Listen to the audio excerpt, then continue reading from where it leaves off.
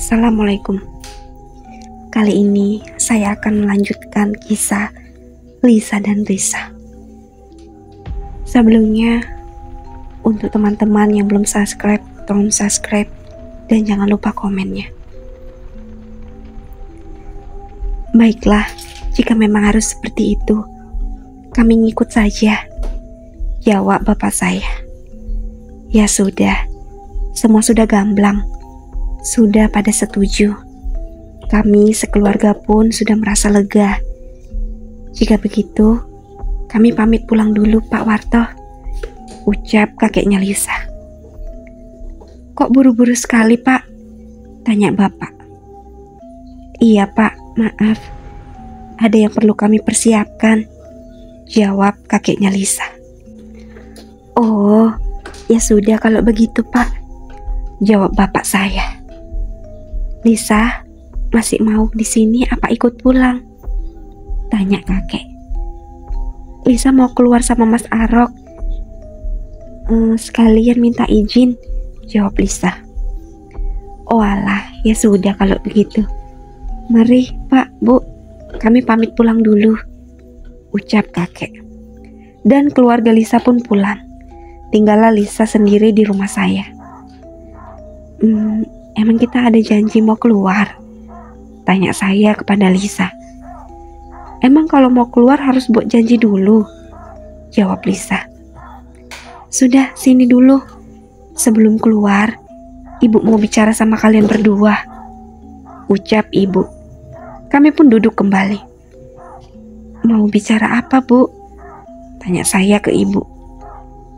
Arok, ibu tanya sekali lagi. Benar kamu sudah matang dengan keputusanmu?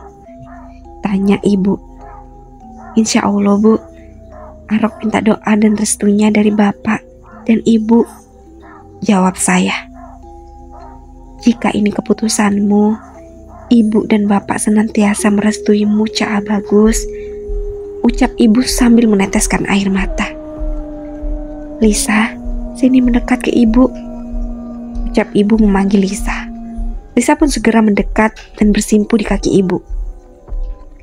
Lisa, Cak Ayu, apa kamu benar-benar bisa menerima Arok apa adanya? Tanya ibu sambil mengelus kepala Lisa. Lisa sangat menerima Mas Arok apa adanya dengan ikhlas, Bu, jawab Lisa sambil menitikkan air mata. Semalam ibu bermimpi bertemu kamu. Kamu mendatangi ibu dengan baju kebaya dan rambut disanggul. Terlihat sangat anggun dan cantik, dengan bahasa Jawa yang halus. Dalam mimpi ibu, kamu minta izin untuk meminang Arok. Ibu tak pernah menyangka jika itu adalah Risa kembaran kamu, jawab ibu. Apakah ibu mengizinkan Risa? Tanya Lisa lagi. Tentu saja ibu mengizinkan, karena ibu kira itu kamu, jawab ibu. Sekarang setelah ibu tahu bahwa itu Risa bukan Lisa, apa ibu masih mengizinkan? Tanya Lisa kembali. Jika Arok sudah memutuskan, kami sebagai orang tua hanya bisa mengizinkan dan memberi restu kepadanya, jawab ibu. Terima kasih banyak Bu. Saya pribadi dan mewakili Risa mengucapkan banyak-banyak terima kasih kepada keluarga ibu dan bapak. Singkatnya pembicaraan kami pun sudah selesai. Saya dan Risa pun meminta izin untuk keluar. Kita mau kemana? Tanya saya. Sudah, kamu ikut aja Yang, jawab Lisa. Kami pun sampai di suatu tempat yang saya tahu tempat itu adalah pemakaman. Ngapain kita malam-malam begini ke pemakaman? Tanya saya kepada Lisa. Saya ingin ke tempat Risa Yang. Saya mau menyampaikan sesuatu. Saya mau mengungkapkan semuanya di depan makam Risa, jawab Lisa.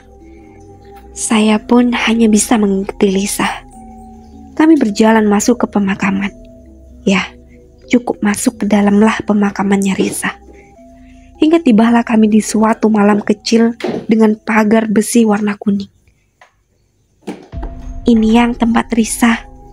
Lisa memberitahu saya dan duduk di samping makam. Saya pun mengikutinya. Saya baca di tulisan-lisannya. Risa binti Jo, lahir 3 September tahun 1993. Wafat 5 September 1993. Risa, kita mencintai orang yang sama dan kita akan menikahi orang yang sama. Terima kasih kamu telah menerima Mas Arok. Saya yakin lelaki yang kamu pilih itu pasti lelaki yang terbaik buat kita berdua. Selama ini saya selalu gagal menikah. Dan setelah ini saya selalu menyalahkanmu akan kegagalan pernikahan saya. Saya benar-benar meminta maaf. Saya baru menyadari bahwa selama ini kamu sebenarnya hanya menjaga saya sampai saya menemukan lelaki yang benar-benar baik, meski sifatnya sangat dingin.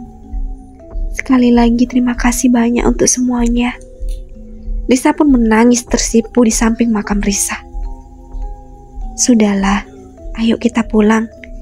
Jika ada yang melihat tidak enak, nanti dikira kita melakukan hal yang aneh-aneh, ajak saya sambil memapa Lisa bangun.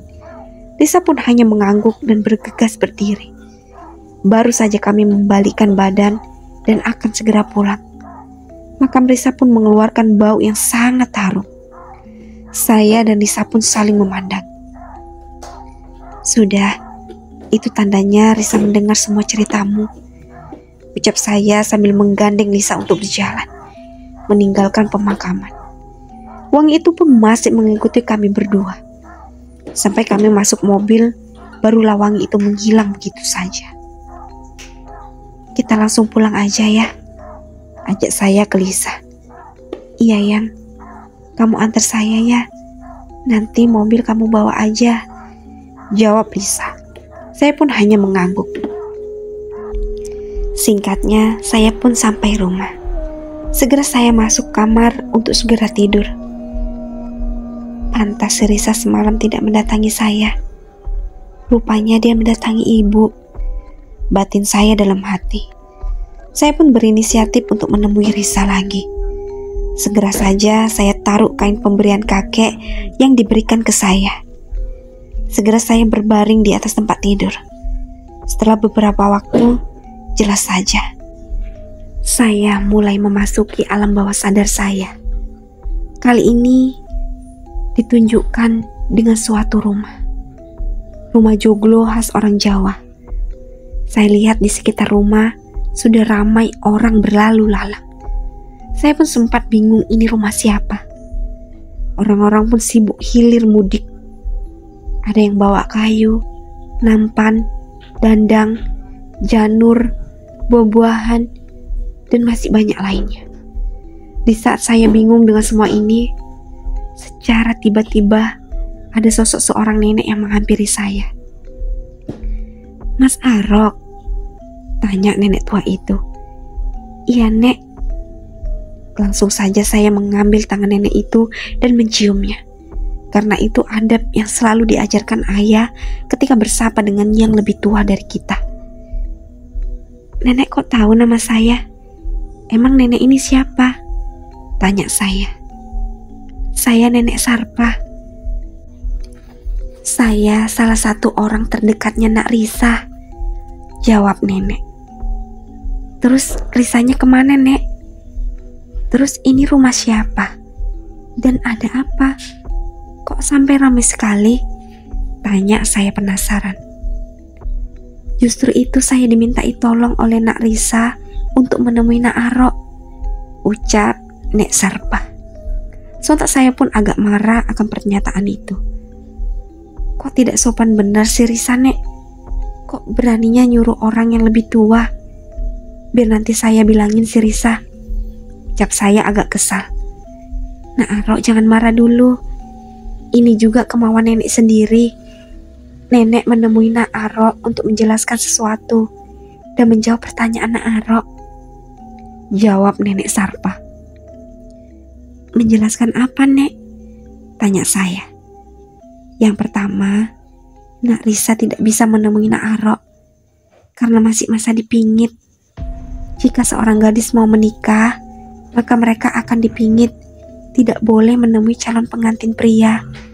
Begitupun sebaliknya, pengantin pria tidak boleh menemui pengantin wanita, khususnya untuk adat Jawa. Yang kedua, inilah kediaman Nak Risa. Mungkin selama ini Nak Arok belum pernah mengetahuinya, karena seorang gadis tidak boleh membawa pulang seorang laki-laki yang bukan calon suaminya. Dan yang terakhir, mengapa yang ramai orang? Ini semua persiapan hari di mana akan dilaksanakannya pernikahan Nak Arok dan Nak Risa. Jelas Nek Sarpa panjang lebar. Begitu ya, Nek. Jadi saya tidak bisa menemui Risa sampai nanti hari menjelang ijab kabul? Tanya saya lagi.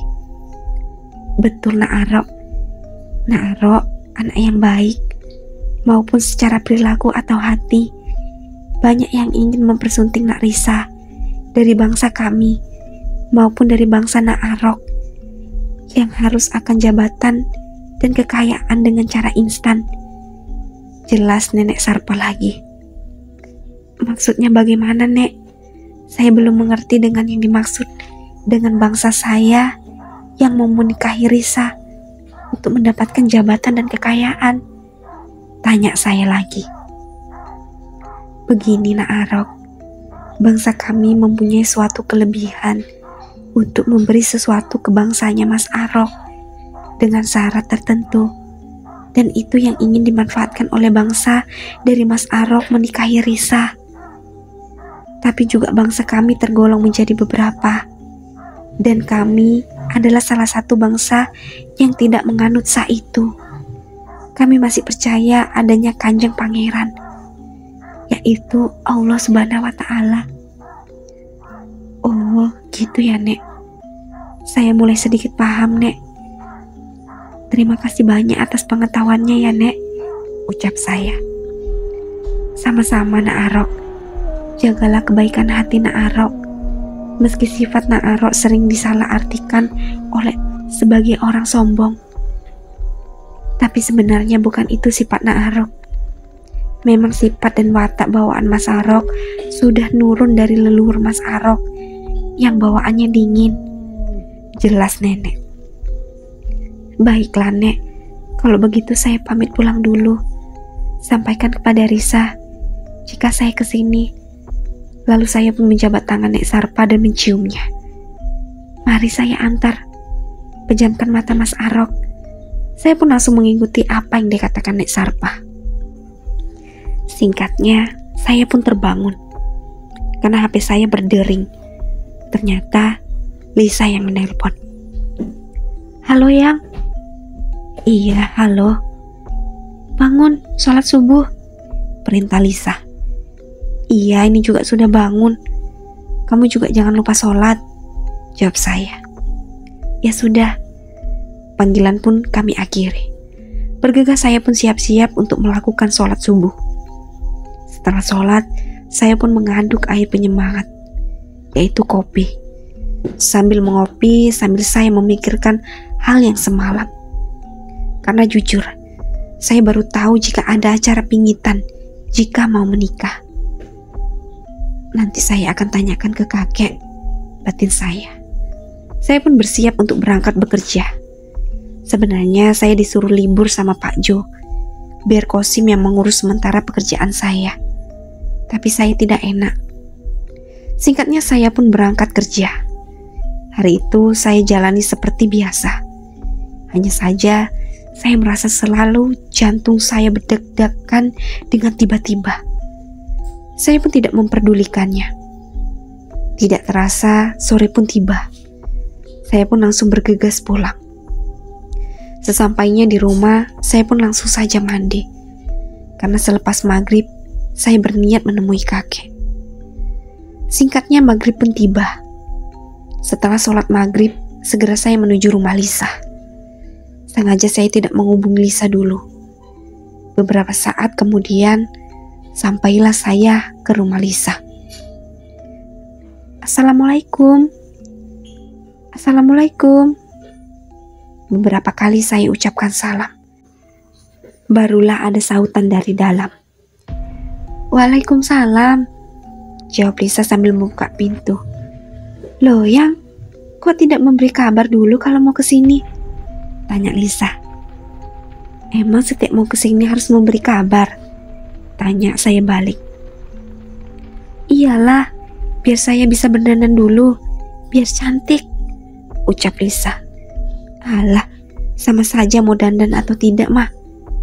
Kakek ada? Tanya saya. Oh, kesini mau menemui kakek toh? Bukan mau menemui saya, jawab Lisa sambil memajukan bibirnya. Jika kakek ada, tolong panggilkan, ucap saya. Iya, punya calon suami kok ya dingin amat, gerutu Lisa sambil berjalan ke belakang. Tak selang beberapa lama, kakek pun datang menghampiri saya. Ada apa Rok nyariin kakek? Tanya kakek. Begini kek, ada hal yang ingin saya tanyakan, jawab saya. Tanya apa Rok? Tanya kakek. Semalam saya berniat untuk menemui Risa kek, tapi tidak bisa. Lalu ada nenek-nenek menemui saya. Nenek itu bilang kalau saya tidak bisa menemui Risa karena Risa masih dipingit, jelas saya. Nenek itu namanya Nek Sarpa kan? Tanya kakek. Loh, kok kakek tahu? Tanya saya balik ke kakek sambil terkejut. Ya tentu kakek tahu. Nek Sarpa itu yang merawat Risa dari kecil. Benar kata Nek Sarpa, kamu belum bisa menemui Risa karena Risa masih menjalani kewajiban adat, yaitu dipingit. Oh, gitu ya kek, jawab saya. Iya Rok, itu sudah ketentuan adat, jawab kakek. Tapi di tempat Risa ramai orang berlalu lalang kek, dan membawa barang-barang. Tanya saya lagi. Ya namanya juga mau punya hajat Rok, mereka mempersiapkan itu semua, jawab kakek. Iya kek, saya mulai mengerti. Ya sudah, kalau kamu sudah paham, kakek ingatkan lagi ke kamu Rok. Waktu pernikahan kamu dan Risa tinggal 4 hari lagi, jelas kakek. Iya kek, saya tahu, jawab saya. Ya sudah, kakek tinggal dulu. Calon istrimu yang satunya sudah cemberut saja, ucap kakek sambil melirik Lisa. Saya pun tidak menjawab perkataan kakek. Lisa pun langsung saja duduk di samping saya. Yang, jawab Lisa. Iya, kenapa? Jawab saya. Kamu sebentar lagi menikah sama Risa. Terus sama sayanya kapan? Tanya Risa. Ya kalau itu kamu jangan tanya sama saya, tapi tanya sama kakek, jawab saya. Saya pengen cepet-cepet menikah sama kamu, ucap Lisa. Ya sabar, hubungan kita ini tidak seperti orang pada umumnya. Kita sedikit berbeda, jawab saya. Iya, saya paham Yang, tapi saya takut gagal lagi, ucap Lisa. Tidak boleh bicara seperti itu. Yang penting kita yakin, jawab saya. Iya Yang, saya yakin sama kamu. Tak terasa hari pun sudah semakin malam, dan saya pun pamit pulang. Semakin mendekati hari pernikahan saya dengan Risa, semakin jantung saya sering berdetak kencang yang tak tahu apa penyebabnya. Sampai di rumah, saya pun langsung merebahkan diri di tempat tidur, sambil membayangkan nanti bagaimana caranya saya menikah dengan Risa. Singkatnya, hari yang ditunggu pun akan tiba. Hari itu hari Senin. Lisa menelpon saya. Halo Yang. Iya halo, jawab saya. Disuruh ke rumah sama kakek, jawab Lisa. Ya sudah, sekarang saya ke sana. Saya pun bergegas berangkat menuju rumah Lisa untuk menemui kakek. Sampainya di rumah Lisa, saya pun sudah ditunggu oleh keluarga Lisa. "Maaf kek, ada apa ya?" tanya saya. "Acara pernikahan kamu kan tinggal besok. Jadi kakek mau kasih tahu kamu. Mulai besok, kamu puasa muti sebelum mengadakan resepsi ijab kabul," ucap kakek. "Puasa muti itu bagaimana, kek?" tanya saya. "Puasa muti itu, kamu hanya diperbolehkan sahur dengan air putih dan nasi putih. Begitupun dengan buka puasa, harus dengan air putih dan nasi putih. Dan untuk malam ini, kamu diharuskan puasa pati geni," ucap kakek lagi. "Puasa apa lagi tuh, kek?" tanya saya lagi. "Puasa pati geni itu, dari mulai tenggelamnya matahari sampai terbitnya matahari, kamu tidak boleh terkena cahaya.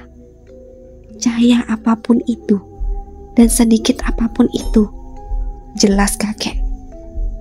"Jadi nanti selepas maghrib, saya sudah melakukan puasa pati geni, langsung disusul dengan puasa muti, kek?" tanya saya. "Benar, Rok. Setelah kamu puasa pati geni dan disusul dengan puasa muti, setelah itu baru dilanjut resepsi ijab kabul pada pukul 12 malam, jelas kakek. Saya pun hanya mengangguk mendengarkan semua penjelasan kakek. "Apa kamu sudah mengerti dengan apa yang kakek jelaskan tadi?" tanya kakek. "Iya, saya mengerti, kek," jawab saya. "Lisa, apa kamu sudah benar-benar ikhlas jika kelak kamu membagi suamimu dengan saudara kembarmu, yaitu Risa?" tanya kakek ke Lisa. "Saya sudah sangat siap dan insya Allah sudah ikhlas dengan semua itu, kek," jawab Lisa. "Syukurlah, karena jika ada sedikit saja rasa ketidakikhlasan atau keberatan, semua akan berantakan. Bukan hanya acaranya Arok dan Risa, tapi acaramu dengan Arok juga, Lisa," jelas kakek. Lisa pun hanya mengangguk dan tidak menjawab perkataan kakek. "Ya sudah, kalau semua sudah paham, Arok, kakek ucapkan banyak-banyak terima kasih kepada kamu," ucap kakek lagi. "Sama-sama, kek. Saya pun berterima kasih kepada keluarga besar kakek karena sudah mau menerima saya yang bukan siapa-siapa, sudah memberi izin saya untuk mencintai Lisa," jawab saya.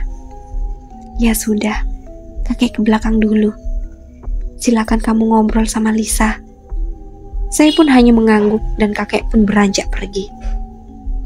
"Yang, saya memberikan hadiah pernikahan buatmu dan Risa," ucap Lisa. "Hadiah apa?" tanya saya. "Kamu sebutin saja apa yang kamu mau," ucap Lisa kembali. "Bener nih?" tanya saya. "Bener lah, Yang. Masa saya bohong?" jelas Lisa. "Oke, saya minta sawah 1 hektar, rumah 1, sapi 2 ekor. Bagaimana?" jawab saya. "Yang, kok jadi matre?" jawab Lisa sambil mencubit pipi saya.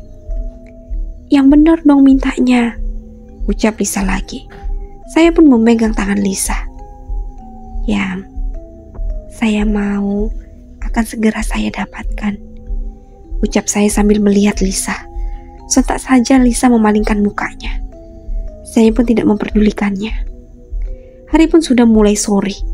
Saya pun berpamitan pulang karena saya harus mempersiapkan puasa pati geni. Singkatnya, maghrib pun telah tiba.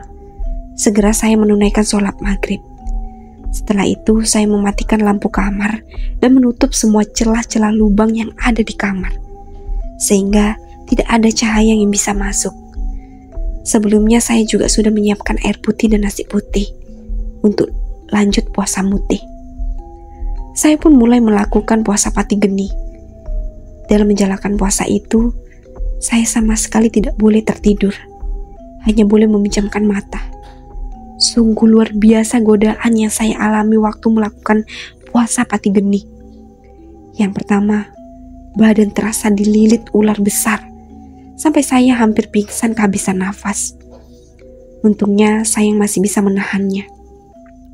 Setelah itu berlalu, berganti badan terasa seperti dibakar. Panas luar biasa. Saya menahan sekuat tenaga agar saya tetap fokus dan tidak membuka mata saya. Beberapa menit berlalu, rasa panas itu pun hilang dan berganti rasa dingin yang menusuk tulang. Di rasa dingin, saya hampir tidak tahan. Hampir saja saya menyerah, tapi saya teringat dengan Lisa. Jika saya gagal, apa yang akan terjadi pada Lisa nanti? Batin saya, tetap saya terus berusaha bertahan. Sampai akhirnya, saya mendengar suara kakek. Arok, puasa pati genimu sudah berhasil. Segera lanjutkan ke puasa mutih, ucap kakek yang ada suara tanpa ada sosoknya. Berlahan saya pun membuka mata, dan segera saya menghidupkan lampu kamar dan segera memakan nasi dan air putih yang sudah saya siapkan. Setelah itu pun saya langsung tertidur. Hari itu tepat hari Selasa, yang artinya hari ini hari di mana akan dilaksanakannya pernikahan saya dan Risa. Tapi di hari itu saya tertidur dari pagi sampai jam 4 sore. Telepon dari Lisa pun tidak saya jawab, entah berapa kali. Saya pun terbangun dan bergegas mandi. Setelah mandi, Lisa pun menelpon. Halo Yang. Iya halo, jawab saya. Kemana saja tadi? Ditelepon dari tadi gak diangkat, protes Lisa. Iya maaf, saya ketiduran. Oh ya sudah, nanti selepas Isya kamu disuruh ke sini beserta bapak dan ibu, jelas Lisa. Iya saya tahu. Saya pun mengakhiri obrolan kami di telepon. Saya lihat di sekitar ruangan rumah, bapak dan ibu tidak ada. Di mana bapak dan ibu? Batin saya. Saya pun hampir saja menyeduh air semangat yaitu kopi. Untung saja saya langsung ingat jika saya lagi puasa mutih. Saya melihat bapak dan ibu baru saja masuk rumah. Bapak sama ibu dari mana? Tanya saya. Ini, cari ini buatmu nanti malam, jawab ibu sambil menunjuk segepok pohon pandan, seikat janur kuning, seplastik bunga melati, dan sepasang ayam. Singkatnya kami pun siap untuk berangkat. Sengaja kami berangkat tidak bersamaan, agar tidak jadi bahan gunjingan tetangga. Saya pun berangkat duluan. Setelah itu bapak dan ibu menyusul. Singkatnya, kami sampai di rumah Lisa. Kami mengobrol-ngobrol terlebih dahulu sampai pukul jam 11 malam. Kek, kok saya dari tadi tidak melihat Lisa? Tanya saya ke kakek. Oh, si Lisa masih siap-siap. Sudah, sekarang kamu ikut kakek. Kakek pun mengajak saya untuk ke belakang.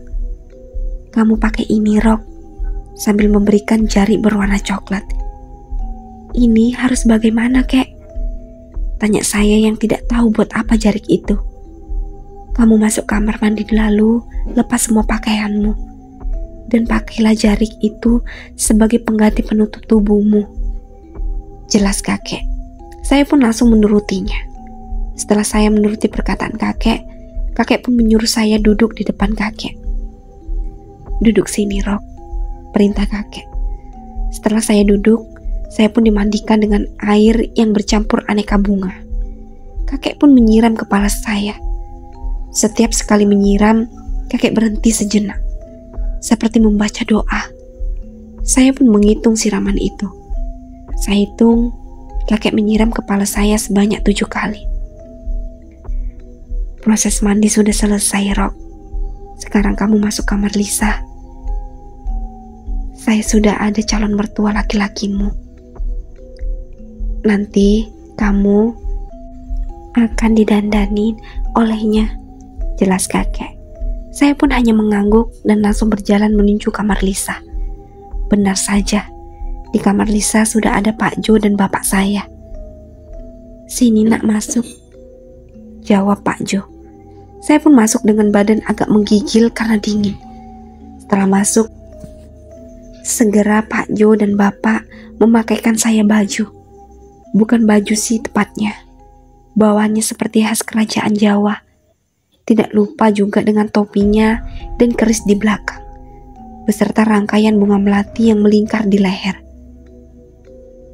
Segera saya keluar dari kamar. Kakek sudah menunggu di ruang keluarga. "Wah, benar-benar gagah kamu, Rok. Tidak salah pilih memang cucu-cucuku," ucap kakek. Kakek pun melihat jam dinding, yang mana sudah tepat pukul jam 12 malam. "Ayo kita masuk. Ini sudah waktunya," ucap kakek. Kami pun masuk, yang mana kakek berjalan di depan. Pak Jo di sebelah kiri saya sambil memegang tangan saya. Begitupun bapak ada di sebelah kanan saya dan juga memegang tangan saya. Kami pun masuk di suatu kamar.